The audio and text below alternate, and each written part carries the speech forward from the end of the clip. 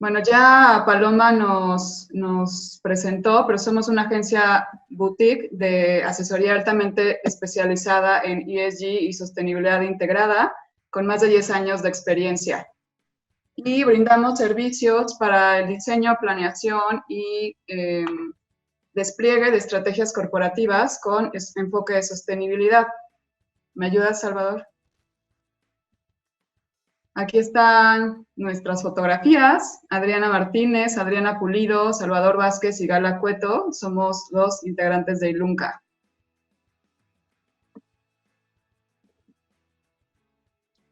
Hemos atendido más de 100 empresas, apoyado en más de 150 estrategias ESG.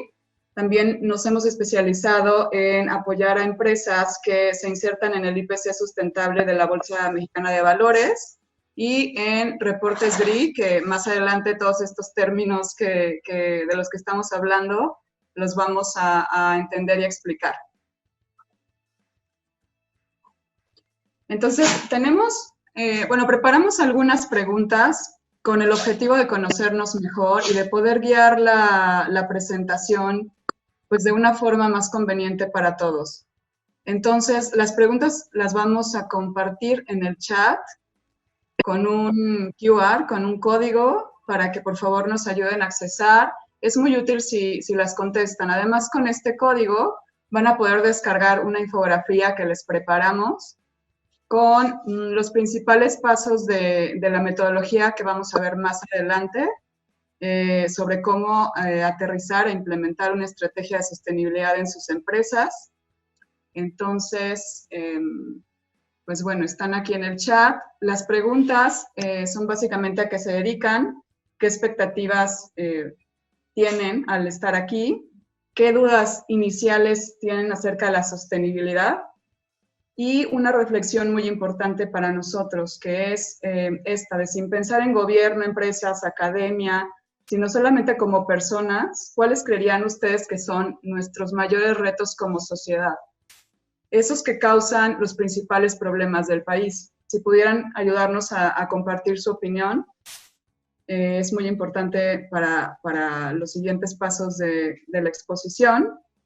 Y también, si podemos reflexionar acerca de qué problema en específico nos preocupa de aquí a 5 años, ¿no? Creo que la realidad ha cambiado para todos de forma súbita, entonces es muy, muy importante replantearnos cuáles son esos nuevos problemas que visualizamos.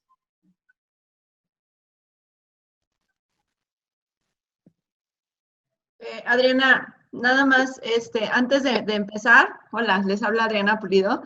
Estamos ahorita poniendo en el chat de esta conversación, como les dijo Adriana, el QR, pero la liga, o sea, el QR o la liga que les manda directo a un Google Forms, que como dice Adriana, sería buenísimo si lo responden ahorita, en lo que vamos avanzando con la clase, para que después, además de que puedan recibir esta infografía, les vamos a hacer una invitación para un programa dirigido a puros tomadores de decisiones, directores de área o directores de empresa, o directoras también, que quieran aprender más sobre sostenibilidad. Al final les vamos a explicar un poquito más, pero es importante si llenan este formatito, porque eso es el primer paso para poder después llegar a este programa que les vamos a compartir más adelante. Perfecto, muchas gracias.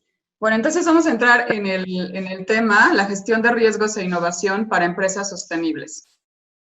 Y tenemos aquí el temario.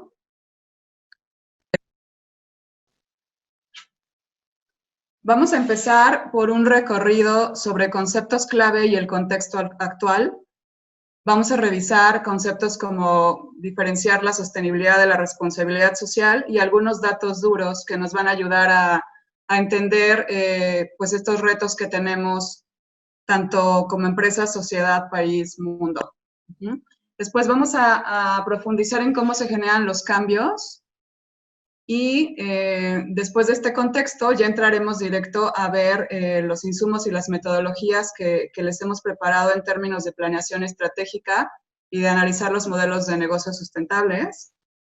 Y al final vamos a reflexionar sobre las diferencias entre una empresa social y una empresa sostenible. Vamos a hablar un poco de inversión de impacto y de economía circular, economía del bien común, economías colaborativas y muchas otras figuras que hoy en día están surgiendo.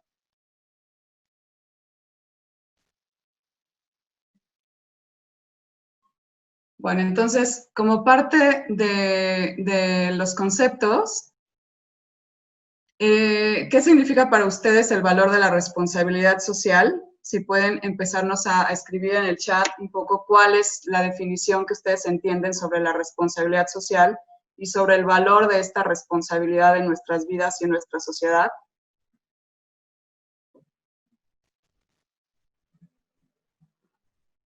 La siguiente, por favor, Chava.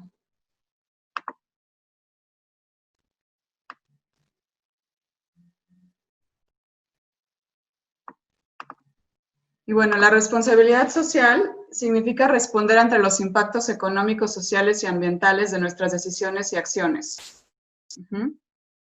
Entonces, bajo esta perspectiva, o bajo este concepto de responsabilidad social,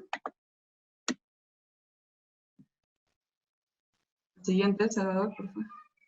Todo es responsabilidad social. O sea, todo es responsabilidad social, empezando como personas, reflejándose en nuestras familias, impactando a las empresas impactando a toda su cadena de valor, encontrándonos dentro de una comunidad, formando parte de un país y al final dentro de un planeta. Cada una de las decisiones que tomamos como personas impacta todos estos círculos porque hay que visualizar la responsabilidad como un engrane. A veces no tomamos tanta conciencia de que, pues bueno, que tomamos decisiones en cada momento, desde que nos despertamos, desde que salimos de la cama, desde que compramos un artículo en lugar de otro, desde que votamos por alguien en lugar de otra persona, desde que hacemos un comentario, desde que compartimos algo en redes sociales. Todo es responsabilidad social y sobre todas esas acciones necesitamos hacernos responsables. Entonces ese es el concepto principal sobre el cual nace la responsabilidad social y después aterriza en las empresas. Entonces, sobre este concepto, bueno, todos somos responsables, no solo es responsable el gobierno, no solo es responsable la empresa, no son responsables los científicos, ni el vecino, sino todos somos absolutamente responsables. Y bueno, el concepto de desarrollo sostenible nace en 1987 de la necesidad de introducir algunos cambios en el sistema económico existente, el cual estaba acostumbrado a simplemente evaluar el desarrollo conforme a los intereses económicos y conforme a la producción de una explotación ilimitada de recursos, porque era lo que hasta entonces se pensaba. Después de esto, pues bueno, ya se analiza que este desarrollo resultaba insostenible y totalmente incompatible con el mantenimiento ecológico del planeta. Pues el planeta no es limitado y no puede suministrar recursos indefinidamente. Entonces, surge en este informe de Brundtland en 1987 el concepto de desarrollo sostenible, que significa, pues, un cambio de paradigmas y ahora buscar un desarrollo que satisface las necesidades de la generación presente, pero sin comprometer la capacidad de las generaciones futuras. Y entonces visualizamos que hay que tomar decisiones sobre esta responsabilidad social para alcanzar un desarrollo sostenible, mirando tres áreas al mismo tiempo, no solamente la económica, sino incorporando la social y la ambiental.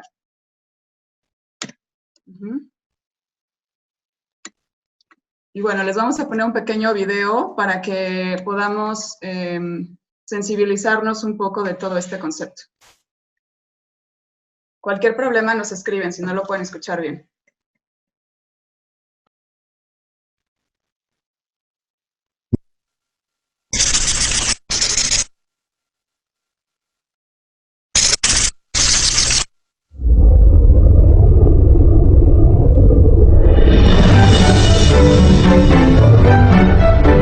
Sustentabilidade é uma maneira inteligente de ver e agir no mundo.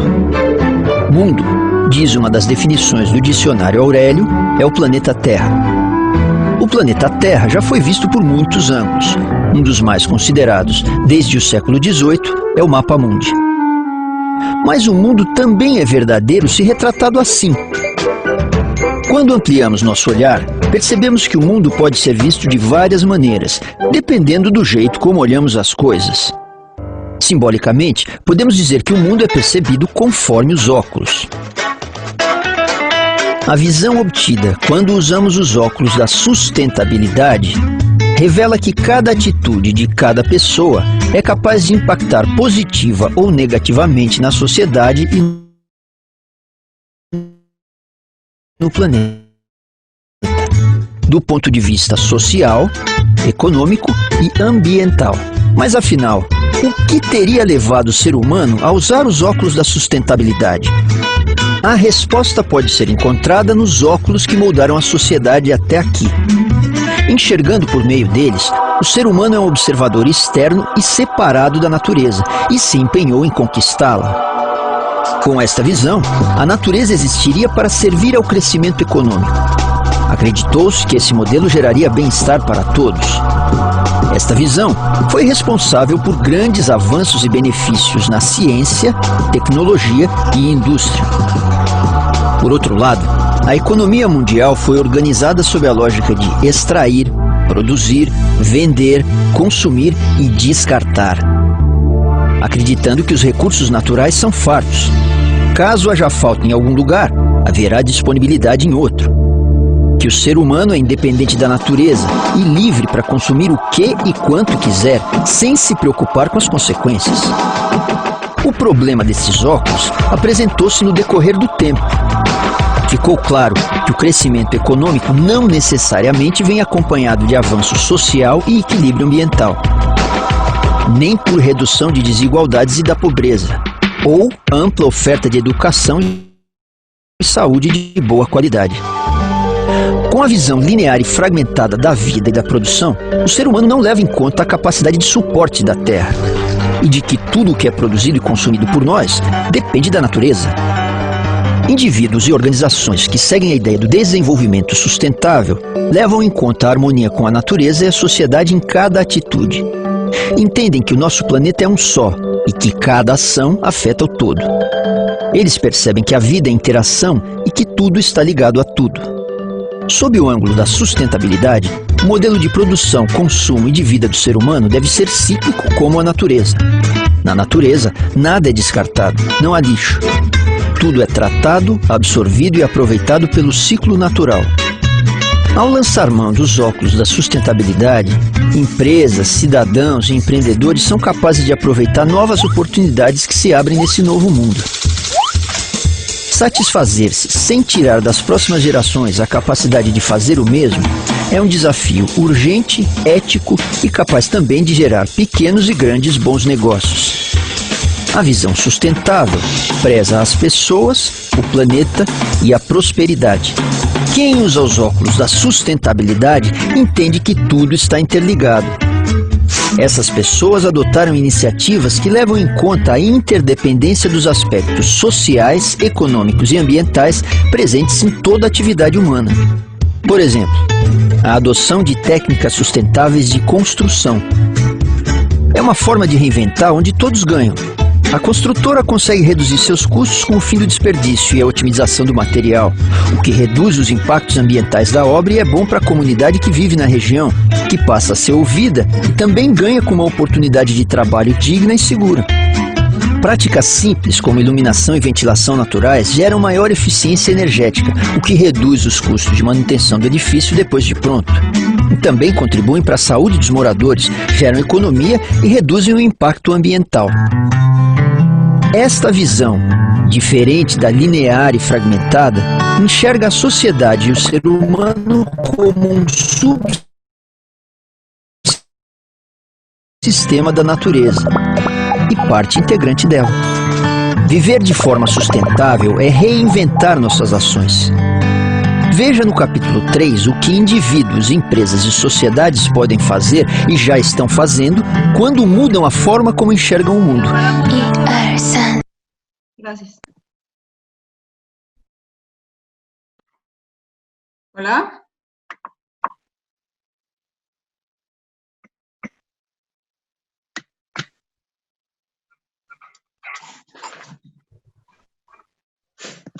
Listo, Adriana. Sí, ¿puedes poner la siguiente, por favor, Salvador?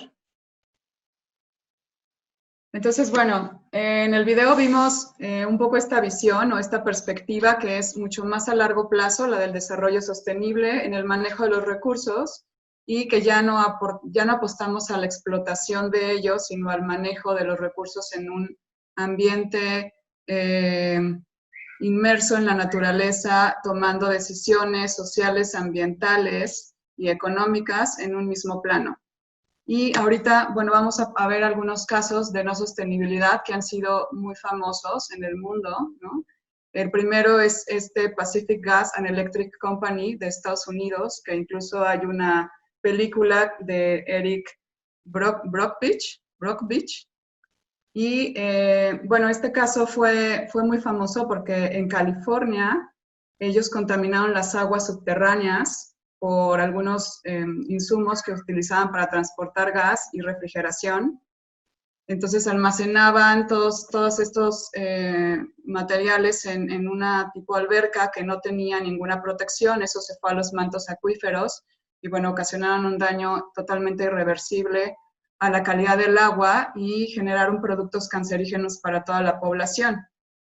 Después tenemos este caso también de BP que fue muy, muy famoso. Fue un derrame de petróleo en el Golfo de México, que, bueno, hasta la fecha se sigue, la comunidad científica sigue encontrando restos y sigue investigando. No hay manera de evaluar los daños, no hay manera de repararlos, no hay manera de hacer ningún paso atrás en lo que hemos causado en el planeta.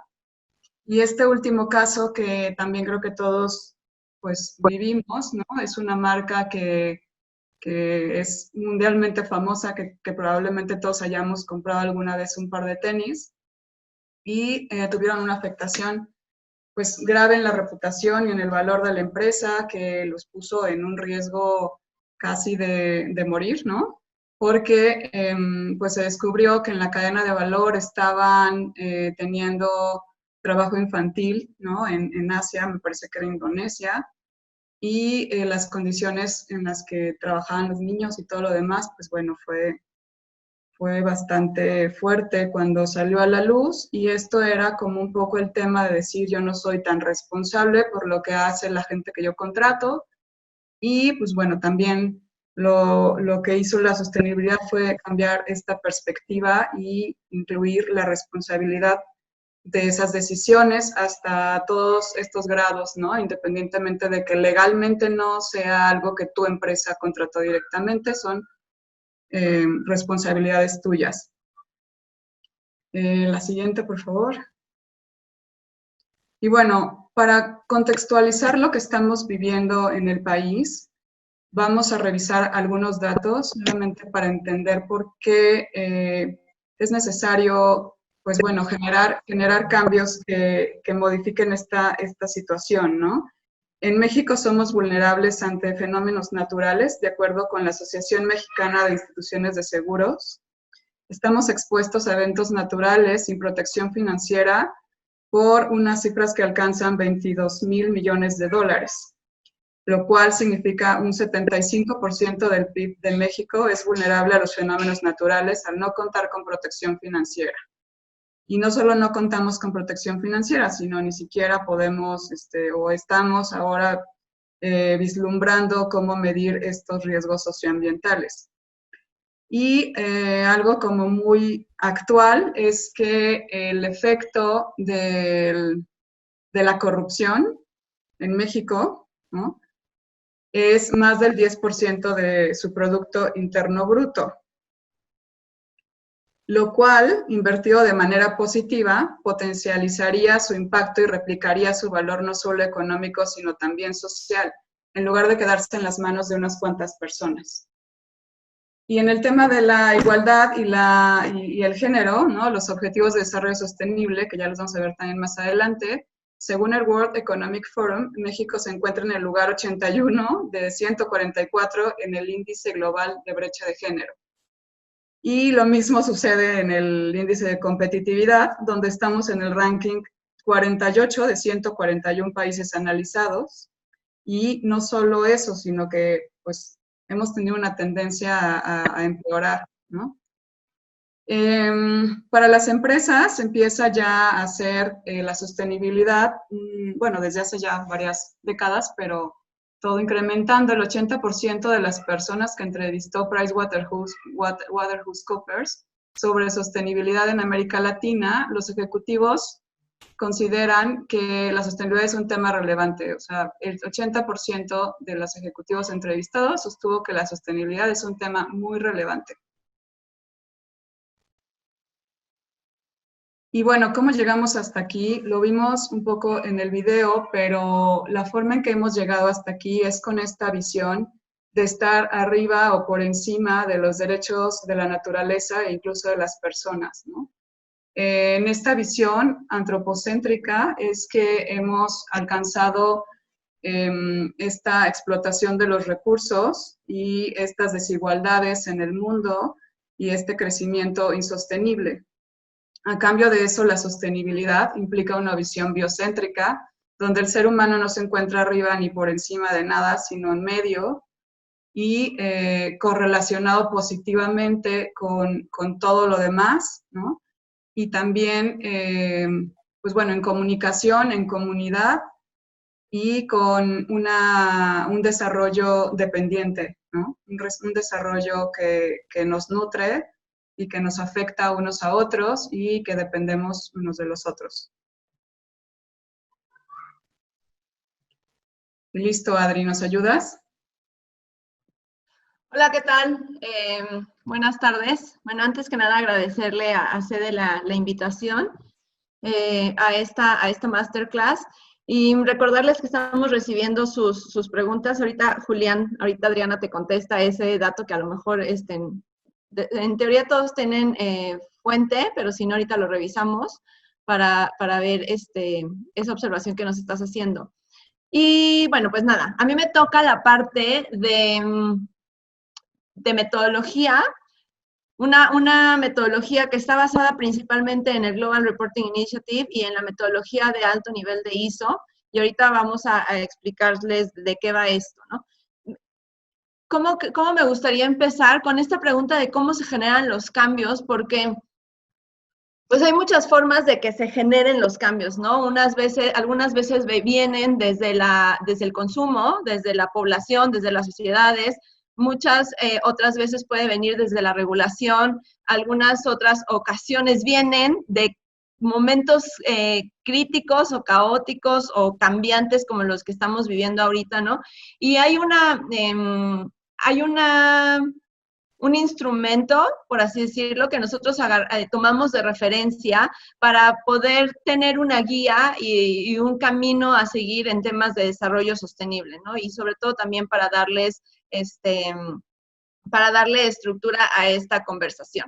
¿Qué es la Agenda 2030 para el Desarrollo Sostenible? Supongo que muchos de ustedes la conocen, ¿no? Porque afortunadamente esta agenda se ha hecho más viral que otros instrumentos de Naciones Unidas, ¿no? Justo porque es un acuerdo entre los países para que todas las personas tengamos una guía de hacia dónde ir en cuanto al desarrollo sostenible, ¿no? Entonces, todos los países que han sido signatarios o que son signatarios de Naciones Unidas, de alguna manera tienen el compromiso, no solo a nivel gobierno, sino también el compromiso de bajarlo a la sociedad y de bajarlo a las empresas y de bajarlo a todas las personas en seguir lo que la Agenda 2030 y sus 17 Objetivos de Desarrollo Sostenible están marcando, ¿no? Entonces, si la das la que sigue, porfa, Salvador. Esta es la agenda, para quien no la conozca. Son 17 objetivos de desarrollo sostenible. Cada uno se enfoca, aunque entre ellos se entrelazan.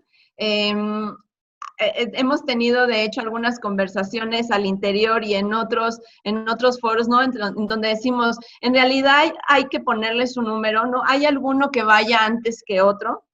Justo hace poco escuché a Gema Santana, que tiene la jefatura en la oficina de presidencia de la Agenda 2030, y ella decía que están haciendo, Presidencia de la República está haciendo un análisis con enfoque sistémico para ver si hay alguna manera de enfocarse en ciertos objetivos de desarrollo sostenible y que estos a su vez generen cambios en otras áreas del país o en otros ejes de trabajo relacionados a la Agenda 2030, ¿no? Porque al final todo, como decía al principio Adriana, está conectado. Vivimos en un sistema en donde si yo muevo A, probablemente B o Z se muevan, ¿no? Y es lo mismo con la Agenda 2030. ¿La que sigue, Salvador?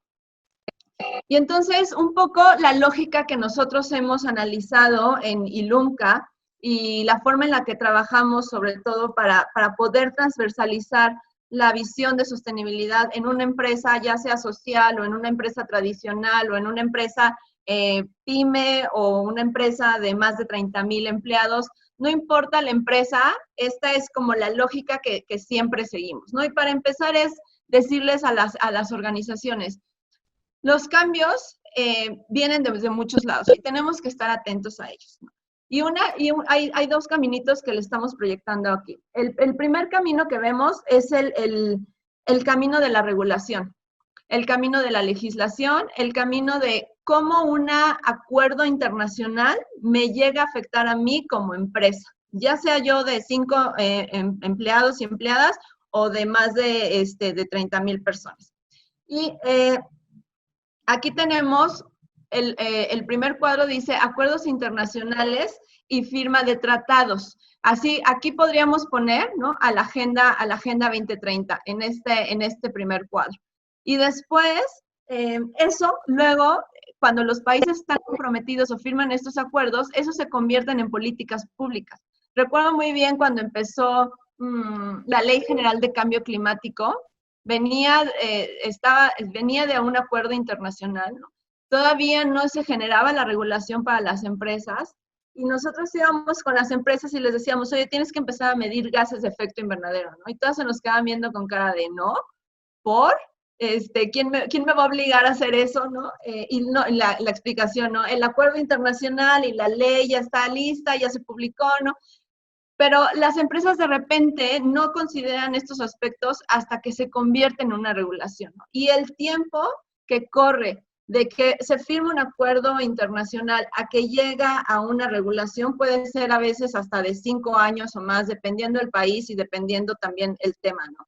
Entonces, estamos hablando de que si nosotros estamos muy atentos a lo que se está firmando en los acuerdos internacionales, por ejemplo, la Agenda 2030, podríamos llegar a anticipar cambios en la regulación hasta por 5 o 10 años, ¿no? Lo cual es sumamente valioso para cualquier tamaño de empresa o hasta para cuando quieres innovar en una organización, ¿no? Te adelantas al mercado, te adelantas a la regulación, te adelantas a lo que está sucediendo o a lo que viene. Entonces, bueno, tenemos los acuerdos internacionales, después se convierten en políticas públicas que aterrizan en los países. Eso, a su vez, se convierte en regulación para las iniciativas privadas. Después, cuando ya se convierte en regulación, entonces todas las empresas empiezan con que, salió la norma mexicana, o la NMX, o la norma oficial, o el distintivo, la certificación, ¿no? Y empiezan a trabajar de manera muy apresurada porque pues no estaban preparadas para esto. Entonces, de la regulación para iniciativa privada, cuando las empresas ponen atención en estos temas, esto se convierte en una política corporativa y después en procedimientos que llegan a pues a todas las áreas de la organización, que se convierten en indicadores y que después forman una cultura organizacional, ¿no? Que estaríamos hablando del último bloque. La otra forma de generar cambios viene a través del consumo y la producción. Cuando los consumidores nos volvemos mucho más conscientes de lo que está pasando allá afuera y entonces somos capaces de exigir cambios a las organizaciones o de exigir que se hagan las cosas de manera diferente o también de exigir que se abran nuevas regulaciones. No todas las regulaciones vienen del propio gobierno, sino hay muchas regulaciones o iniciativas que vienen de grupos de ciudadanos que están empujando ciertos cambios a nivel país, ¿no? Pero bueno, me voy les vas a la que sigue, Salvador, por fin. Ya le quería cambiar yo. Aquí esta tablita a nosotros nos parece muy didáctica en el sentido de poder entender cómo evoluciona la visión de sostenibilidad a lo largo del tiempo y en un nivel de madurez cada vez mucho más elevado, ¿no? Entonces, las empresas normalmente entienden que, bueno, tienen que cumplir la ley, ¿no? Eso es sí o sí. De repente empiezan a hacer acciones de filantropía, ¿no? Ya sea por el director general o porque les nació a los colaboradores, no importa la razón, ¿no? Aquí entre filantropía y acciones aisladas de imagen y reputación es donde nosotros como organización y LUMCA vemos que muchas veces cae la responsabilidad social. ¿Por qué? Porque la responsabilidad social son acciones que van a favor de lo social, de lo ambiental, de los colaboradores, pero muchas veces se encuentran aisladas en la organización.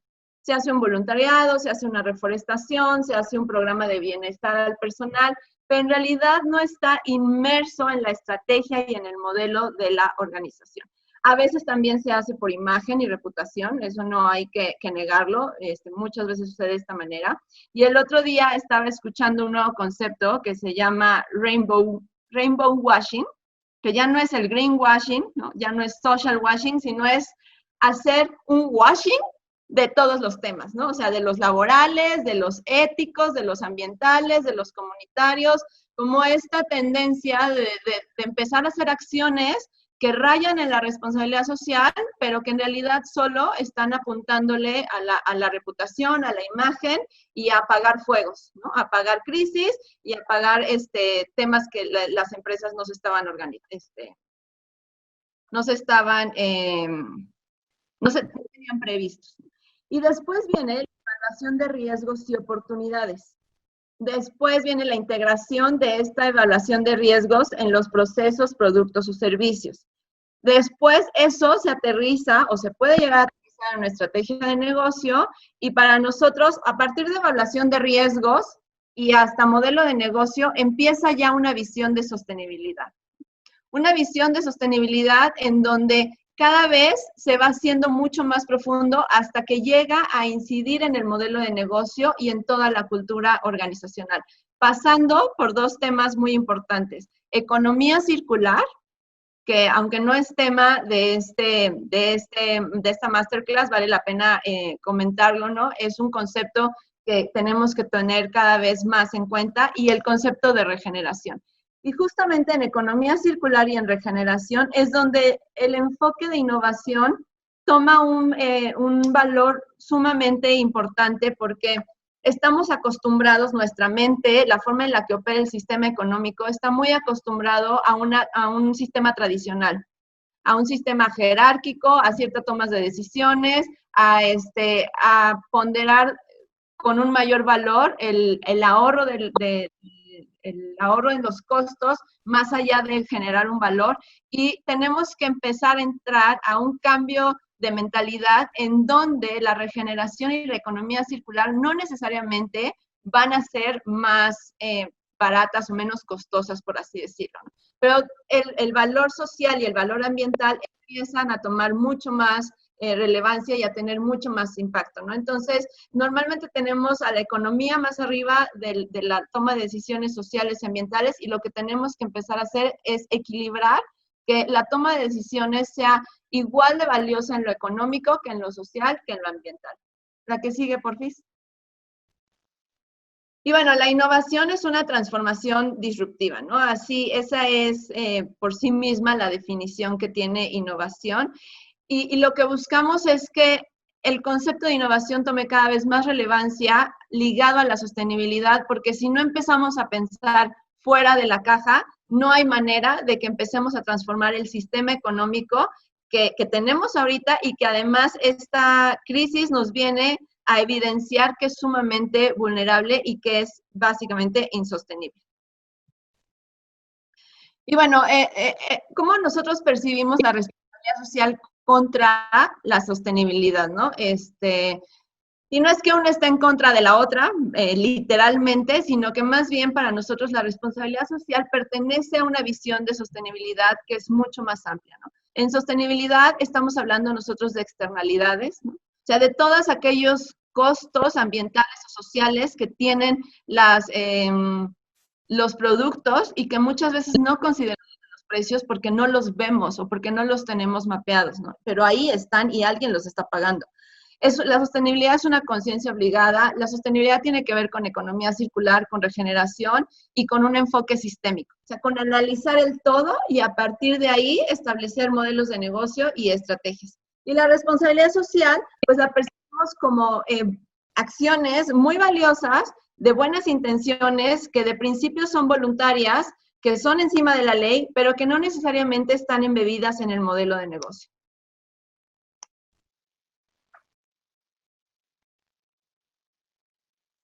La que sigue, por favor. Entonces, ya entrando a lo que es un modelo de negocio, tenemos, esta es una imagen de un modelo de negocio tradicional, en donde normalmente nos basamos en los conceptos económicos. Los resultados financieros de las organizaciones es lo que por mucho tiempo ha dirigido la toma de decisiones al interior de las empresas. Hemos priorizado lo que los accionistas quieren contra lo que nuestros grupos de interés están buscando, ¿no? Y otra vez, insisto, el equilibrio entre lo económico, lo social y lo ambiental. La que sigue, por favor. Aquí tenemos esta imagen que es de la cadena de valor de Porter, esta metodología que sugiere Porter para definir y establecer un modelo de negocio. Es cuando nosotros hacemos un ejercicio con base en esta metodología, estamos mucho más cerca de tener un enfoque equilibrado en la organización y que no sea puramente financiero o puramente económico. Porque como ustedes pueden ver en esta imagen, pues ya se habla de los procesos más importantes, ¿no? La infraestructura de la empresa, la parte humana, el desarrollo tecnológico, la parte de compras, operaciones, o sea, ya es una visión mucho más integral de un modelo de negocio. Pero cuando a esta visión de Porter le metemos un enfoque de sostenibilidad, entonces estamos hablando de que en realidad podemos lograr un modelo de negocio sostenible. ¿Y qué es meterle esta visión de sostenibilidad? Es básicamente hablar de las 3 esferas que nos propuso inicialmente John Elkington, pero que vienen del concepto de desarrollo sostenible, como lo mencionaba Adriana hace rato, ¿no? En el informe Brundtland, y muchos otros informes y estudios que han salido, pero bueno, esos han tomado mucha relevancia, ¿no? El informe de Brundtland de 1987 y la triple cuenta de resultados de la que habla John Elkington en 1994, ¿no? Donde las 3 esferas básicas es People, Profit, Planet, ¿no? Hablando de gente, ganancias o prosperidad y planeta. Entonces, la que sigue es Salvador, por fin. Para podernos llegar a un modelo de negocio sustentable, ¿no? Está esta metodología de Porter, pero también hay otras metodologías y otros conceptos que se han visto que son sumamente relevantes para poder integrar un modelo de negocio sustentable. Y el primero es el diálogo con los grupos de interés. Es muy importante que tengamos mapeados quiénes son nuestros grupos de interés y sobre todo cómo hablamos con ellos, porque hay diferentes niveles de diálogo, diferentes canales y diferentes formas de priorizar lo que vamos a atender entre un grupo de interés y otro. ¿Qué quiere decir esto? Yo estaba leyendo un libro que hablaba de si intentamos abarcar todos los intereses de todos nuestros grupos de interés, o todas las expectativas de todos nuestros grupos de interés, pues vamos a caer en un esfuerzo que se va a perder porque va a ser disperso. Lo que dice el cliente, lo que dice la autoridad, lo que dicen los accionistas, medio ambiente y todos nuestros grupos de interés, ¿no? Entonces, hay diferentes metodologías para poder saber cómo vamos a priorizar a nuestros grupos de interés y cómo nos vamos a comunicar con cada uno de ellos para que no caigamos en querer atender a todos y que al final no atendamos a ninguno y dispersemos los esfuerzos, ¿no? Pero el diálogo es fundamental. Después viene el análisis de riesgos. Nosotros tenemos una visión o proponemos siempre una visión que se divide entre los riesgos tradicionales de las empresas y los no tradicionales. Y los no tradicionales a veces son los más difíciles de detectar, pero son los más importantes, porque los tradicionales todo el mundo los conoce, son los que ya están en la regulación, los que ya están en las políticas, los que tenemos súper mapeados, porque sabemos que si no los atendemos, si no los blindamos, nos pueden generar un caos, ¿no? Pero, por ejemplo, hoy estaba leyendo una nota de esta empresa que se llama CrossFit, que es una empresa de $4 billones que hicieron un tweet, ahí tengo la nota, si quieren después se las mando, un tweet en donde se entendió como un tweet racista, como un tweet que iba en contra de los derechos humanos y las acciones de esta empresa se estaban desmoronando, ¿no? Y eso es un riesgo no tradicional. Pensar que a lo mejor tienes una agencia de marketing digital que un día se le ocurre hacer cualquier comentario porque es el día de la mujer, ¿no?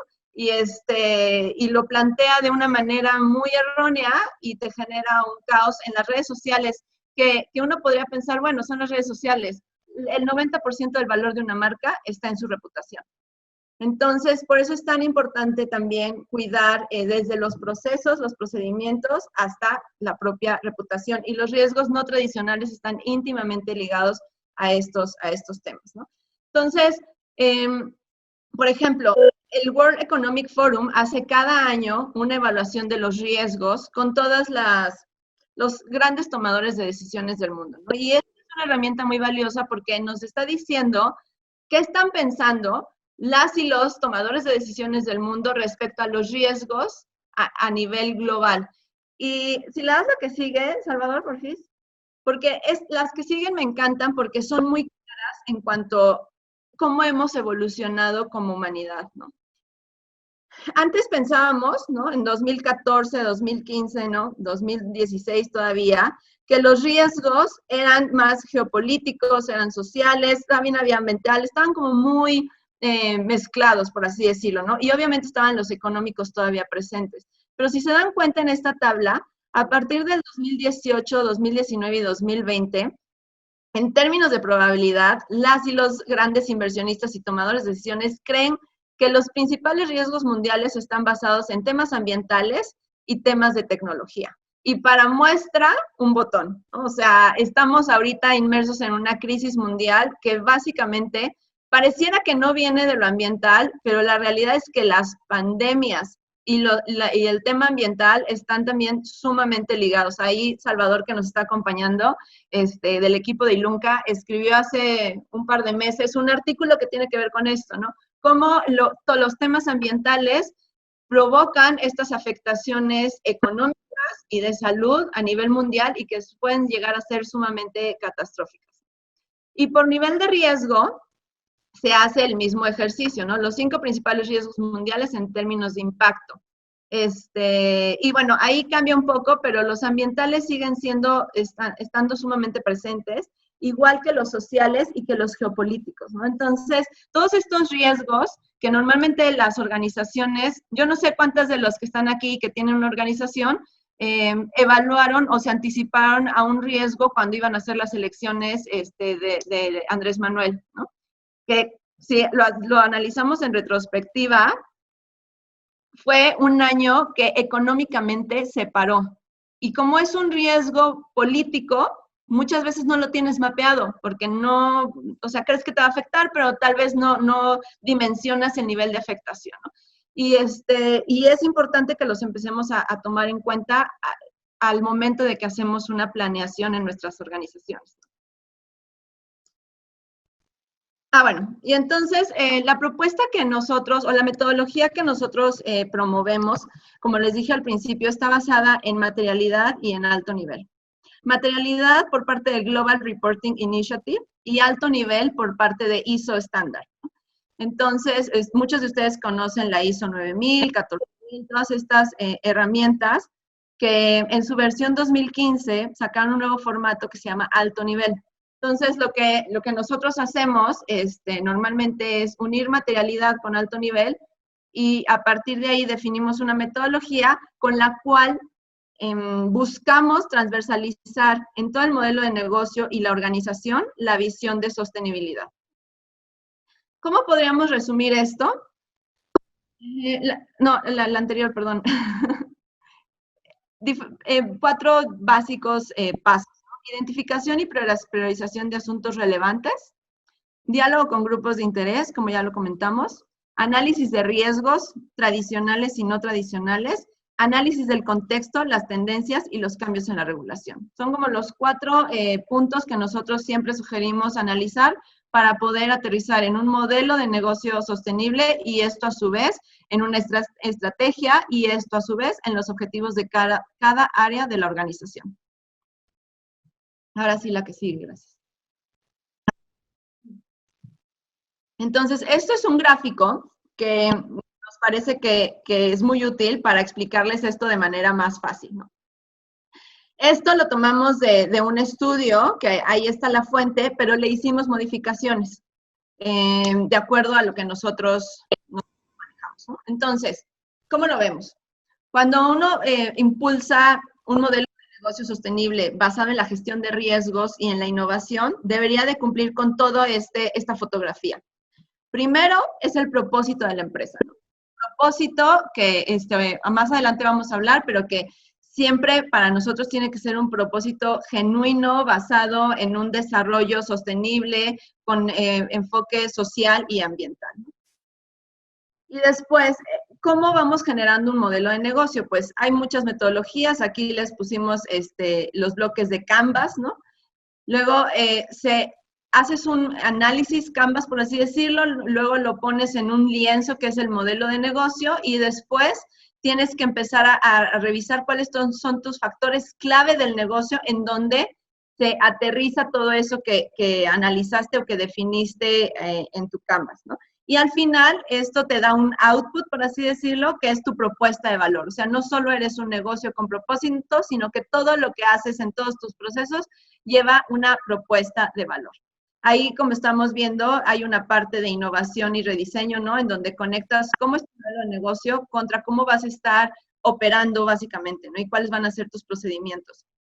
La parte de arriba, para nosotros, el sistema de gestión es básicamente el paraguas que atraviesa todo este modelo y que tendríamos nosotros como organizaciones, ¿no? Que asegurarnos que ese sistema de gestión estuviera bien documentado, estuviera bien aterrizado en políticas, en procesos y sobre todo en la cultura organizacional. Y en la parte de abajo tenemos el monitoreo a través de indicadores y el reporteo y transparencia. Porque al final, como todo sistema de gestión, ¿no? Si no lo estás monitoreando, si no lo estás evaluando y si no lo reportas, pues entonces muchas veces es como si no hicieras nada, ¿no? Entonces, esta fotografía refleja muy bien todo el análisis o más bien es la forma de aterrizar todo el análisis que hicimos, donde hablamos de Porter, donde hablamos de las 3 esferas de sostenibilidad de John Elkington. O sea, todo eso es un análisis que se hace como a nivel, ahora sí que voy a decirlo como a nivel mental, ¿no? O sea, uno piensa, analiza qué es lo que quiere cumplir, cómo lo quiere cumplir, dónde van a estar los factores claves sociales y ambientales y cómo vamos a generar desarrollo. Y cuando uno lo aterriza en un modelo o en una imagen o en un gráfico como este que estamos viendo, entonces se convierte en algo real que podemos llevar a la organización y que al final podemos estar monitoreando.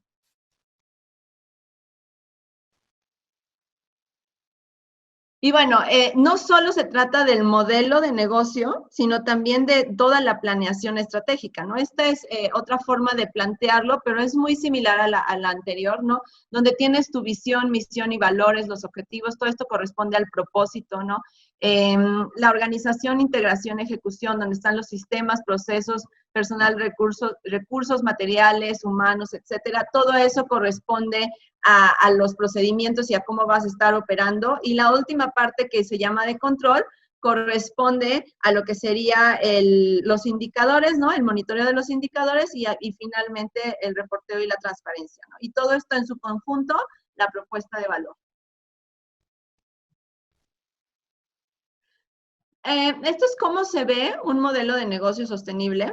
La verdad es que para mí Unilever ha sido una empresa que puede que no sea perfecta, pero ha entendido muy bien de qué va de la sostenibilidad, ¿no? Y cómo debe ser aterrizada en su modelo de negocio.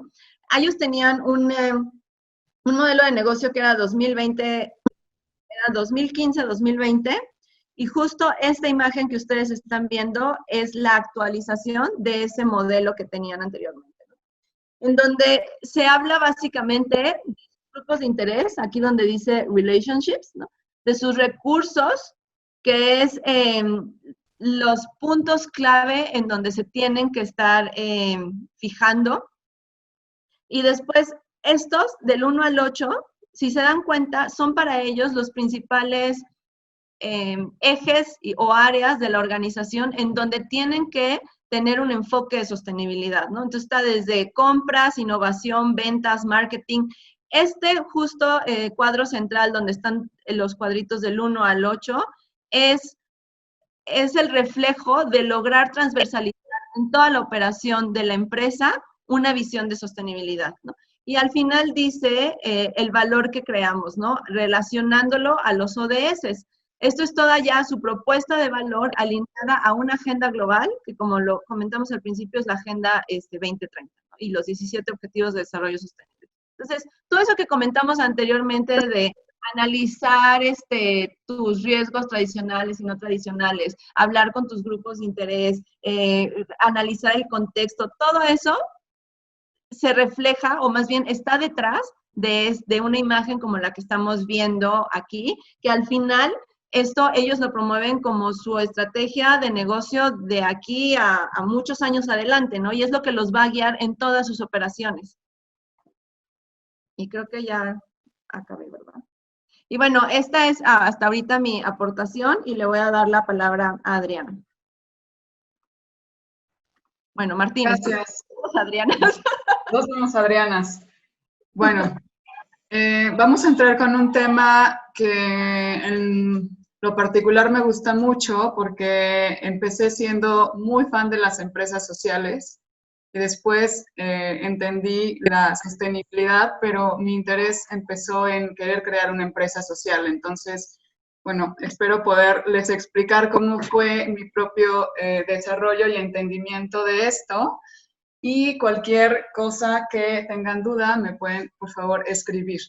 Entonces, vamos a revisar un poco cuál es el concepto de una empresa social. Una empresa social es una organización, son organizaciones que buscan soluciones de negocio para los problemas sociales y se busca que estas soluciones sean autosuficientes y rentables. Es decir, empieza este concepto de decir, puedo aportar en una solución y no solamente enfocarme en esa solución, sino también hacerlo de forma rentable. La fuente de mis ingresos, pues, proviene de estos beneficiarios de mi solución, pero no como una donación, ¿no? Lo cual, pues bueno, ya implica que a lo largo del tiempo, del tener el beneficio económico, empieza a darle a mi proyecto una viabilidad o una sostenibilidad un poco más interesante que solo solucionar un problema social. Entonces, las características, bueno, Yunus, que fue o es, bueno, uno de los pioneros en las empresas sociales y alguien como muy reconocido y admirado, hizo este primer proyecto, me parece que en Sudáfrica, donde comenzó a dar soluciones de crédito para una comunidad basadas en la confianza, ¿no? Trabajando el tema con mujeres emprendedoras. Y pues fue en los ámbitos financieros una innovación muy importante porque en esa época nadie estaba considerando para empezar a las mujeres dentro de la economía, ¿no? Y mucho menos como personas sujetas de crédito. Entonces empezó con este propósito que casi siempre es el inicio de cualquier proyecto o cualquier empresa social, que es un deseo personal, intrínseco, que quieres convertir en una solución y que quieres hacerlo exponencial y aprovechar como toda esa visión que tienes de trascendencia de forma personal. Entonces empieza como eso, después ya se convierte pues en una empresa, ¿no? Las empresas sociales sí se rigen bajo las normas de mercado, no, todavía no, por fin. Se rigen bajo las normas de mercado y también tienen la característica de que los beneficios o los excedentes no son distribuidos a los accionistas, sino que se capitalizan. Esto hablamos aquí también de capital social, no solamente de capital económico. Entonces las utilidades se reinvierten para incrementar este capital social y están muy basadas en la confianza y en la reputación de la comunidad y de sus asociados. Ahora sí, chaval.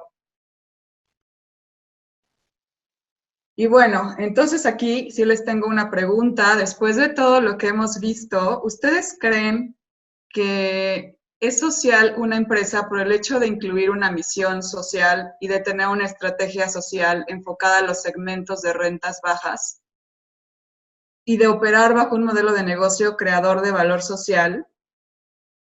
O sea, ¿ustedes creen que con eso una empresa es sostenible, más bien? Está mal la pregunta aquí. O sea, la pregunta es, ¿ustedes creen que una empresa social es sostenible por el hecho de estar aportando una solución a una problemática social y estar generando un beneficio económico de ello? Aquí sí me encantaría que empezáramos a participar.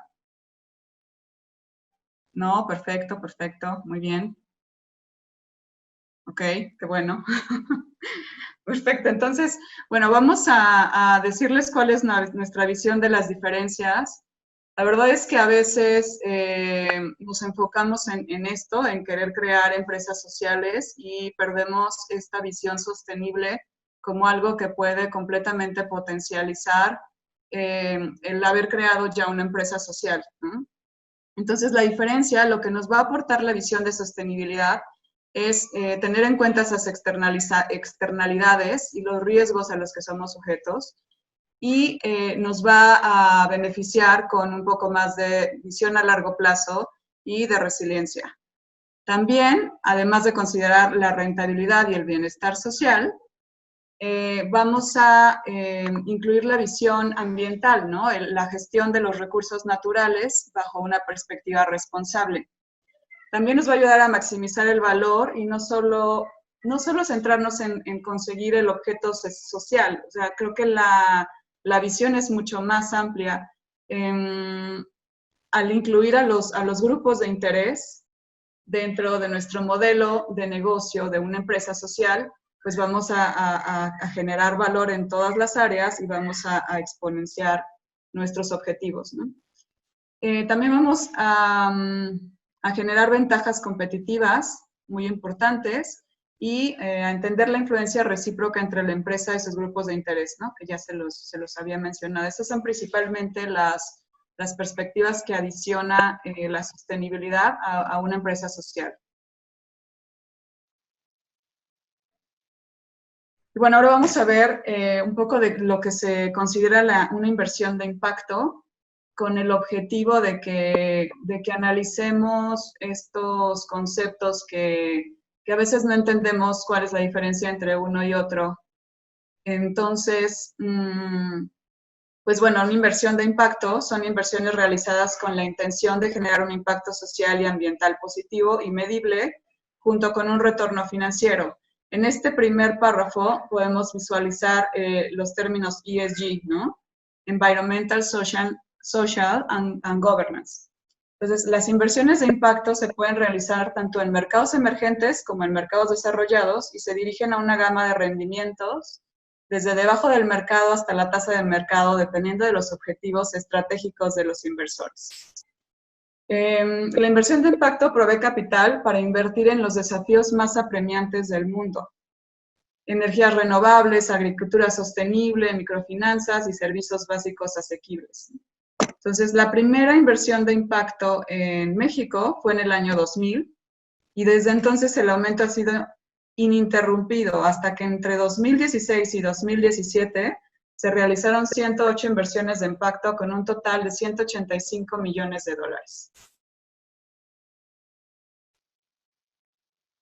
Entonces, revisando otra vez las características, o bueno, resumiendo las características, la inversión de impacto debe de cumplir con estas 4 características. Esto lo tomamos de esta fuente, ¿no? GIIN es una organización de inversión de impacto, Global Impact Investment.org. Y como les decía, la inversión de impacto parte de la intencionalidad. O sea, pueden existir muchas otras inversiones que estén aportando a ESG, pero la intencionalidad es una característica indispensable, ¿no? O sea, el haber sido creada con ese objetivo y el haber estructurado esta inversión para que fuera medible el beneficio social y el beneficio ambiental, que podamos con ello generar datos y evidencias para este diseño de inversiones y que pues, por haber tenido esa planeación podamos también medir el desempeño y comunicarlo. También hay un aspecto que es una característica pues, muy importante, que es el compartir datos y conocimientos dentro de esta industria. Entonces, estas 4 características es lo que convierte a una inversión como inversión de impacto. ¿Ahí puedo hacer un comentario, Adriana? Sí, claro.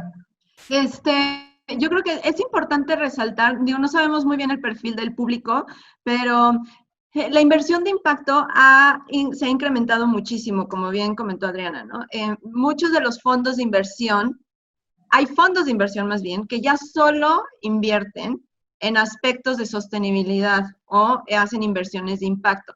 Pero eso no quiere decir, o sea, hacen una inversión de impacto, pero eso no quiere decir que la empresa o la organización en donde hacen esa inversión de impacto es una organización sostenible, que ese es otro concepto, ¿no? Y cuando hay otras herramientas para cuando estos fondos de inversión además quieren no solo hacer una inversión de impacto, sino invertir en empresas sostenibles.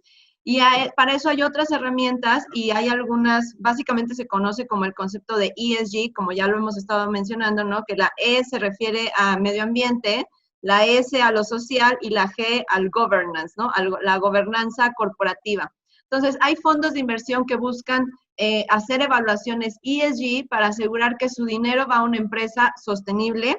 Hay otros que nada más están buscando hacer inversiones de impacto, ¿no? Con que tú presentes un proyecto social o ambiental, ellos invierten, pero es importante hacer esa diferencia porque cuando vamos a pedir a un inversionista dinero, ¿no? O vamos a evaluarnos frente a alguien porque queremos ganar una licitación o porque queremos ganar un contrato, es muy importante diferenciar entre si estamos presentando acciones de responsabilidad social o acciones o un programa para que se haga una inversión de impacto, o estamos presentando una organización que cumple con aspectos de sostenibilidad en toda su operación.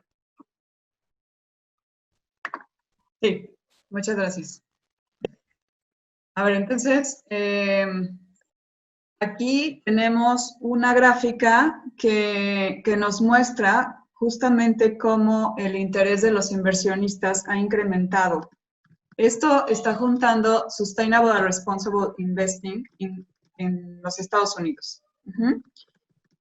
Y, pues bueno, la evolución es increíble, ¿no? O sea, $1 de $4 de activos gestionados profesionalmente, que ascienden a $13 billones, ahora consideran los principios de sostenibilidad. La siguiente, por favor. Y bueno, los principales temas que están buscando los inversionistas dentro del paraguas de ESG son esta previsión hacia el cambio climático, el tabaco, los conflictos, los riesgos de conflicto, ¿no? Terrorismo, etcétera, derechos humanos y transparencia y anticorrupción.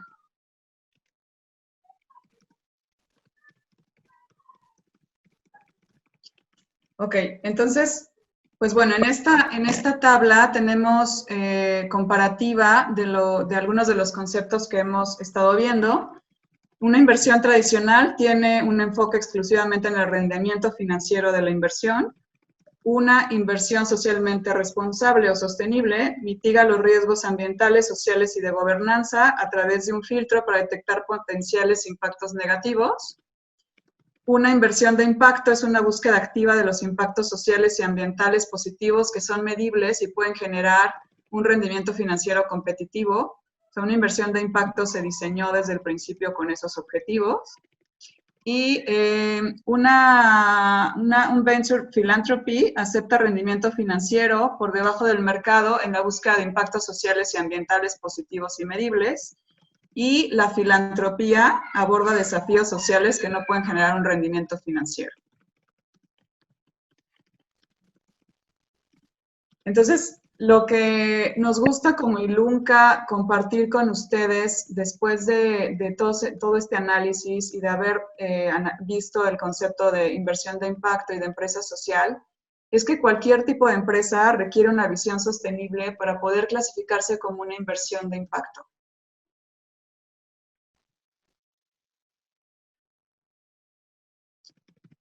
Y bueno, vamos a revisar, creo que sí tenemos todavía tiempo, pero estas herramientas o bueno, conceptos nuevos que vimos en la parte de innovación, de incorporar la visión sostenible a las empresas, nos pueden dar un importante valor agregado para nuestros negocios. Por ejemplo, la economía circular, pues bueno, utiliza y optimiza los stocks y los flujos de materiales, de energía y de residuos, y contribuye a la seguridad del suministro y a la reindustrialización. A diferencia de un sistema lineal actual que solamente se dedica a extraer, fabricar, utilizar y eliminar. Entonces, un sistema lineal actual ocasiona el agotamiento de los recursos naturales y un sistema circular tiene el objetivo de que desde el diseño de los productos los estemos considerando que se puedan deconstruir para que puedan ser insumos de otras industrias o de la generación de productos distintos, evitando el desecho o la eliminación. Entonces, a la hora de analizar nuestros procesos con esta visión sostenible, pues esta ventaja de la visión de la economía circular nos puede dar completamente nuevas oportunidades que generen valor en todas las partes, como lo vimos antes.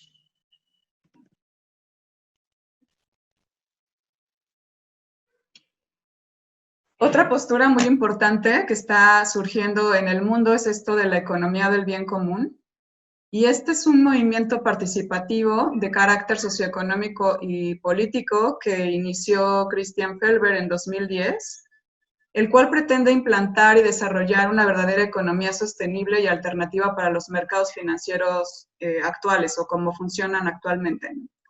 Defiende un sistema que está fundado en la dignidad humana, la solidaridad, la cooperación, la responsabilidad ecológica, y el implementar esta visión requiere una motivación intrínseca y una autorresponsabilidad, así como incentivos económicos que provengan pues del gobierno, ¿no? Y de un orden político legal en donde todos tengamos unas decisiones basadas también en la conciencia.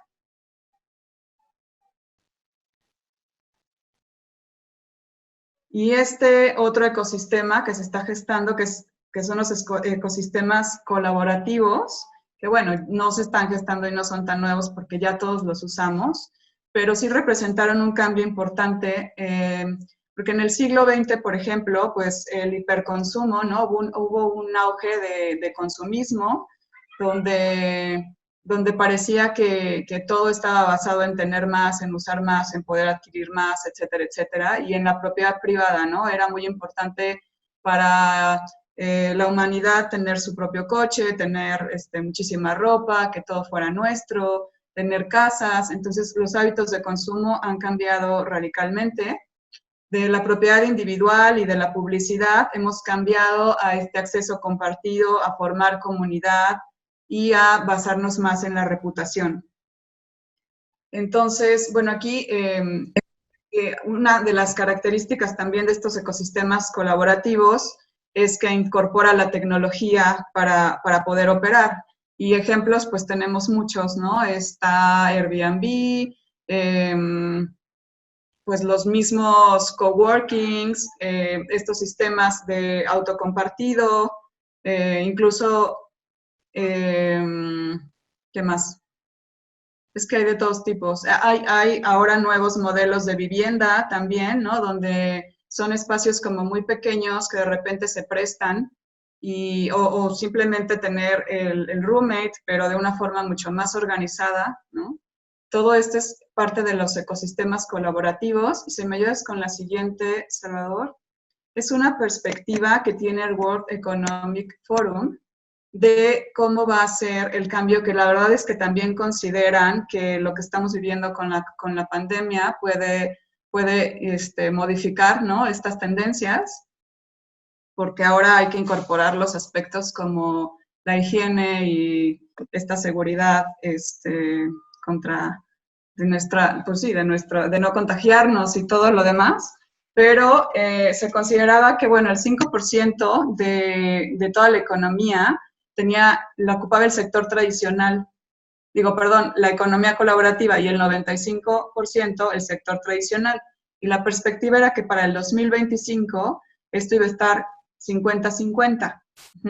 Y los sectores más importantes en los que se está gestando la economía colaborativa es en la renta de equipos, que también se está ahora teniendo un auge importante en la agricultura, por ejemplo, ¿no?, el compartir equipos. En los medios digitales también ahí tenemos un montón de imágenes que están en stock y que podemos nosotros crear una imagen y ponerla en una nube y luego cobrar por alguien que la use, ¿no? Esto es economía colaborativa. La renta de autos, los hoteles, ¿no? Y, pues bueno, otro tipo de rentas. Entonces, para que este cambio se diera, ¿te regresas un poquito, Salvador? Para que este cambio se diera, el World Economic Forum considera que estos son los aspectos más importantes. Necesitamos un incremento en la confianza, unas modificaciones en las regulaciones que nos permitan acceder a este tipo de economía de una forma segura, y también un cambio de mentalidad. Ahora sí. Y bueno, esta gráfica es la que va a cerrar nuestra presentación y la que transmite también nuestra visión como Ilunca acerca de todos los conceptos que hemos revisado. Consideramos que la innovación sostenible está dentro de todos ellos, de la economía circular, de la inversión de impacto, de la economía colaborativa, de la economía regenerativa, y que más bien están surgiendo, están siendo afectados por algo que consideramos una incrustación, ¿no? No visualizamos todo esto como un ente separado, sino como cuestiones que construyen en una visión sostenible, y que al final necesitamos incorporar a nuestro modelo de negocio para convertirlo en sostenible y lograr que nuestra propuesta de valor incremente considerablemente, impactando ambiental, social y económicamente favorablemente a todos los involucrados en nuestra cadena.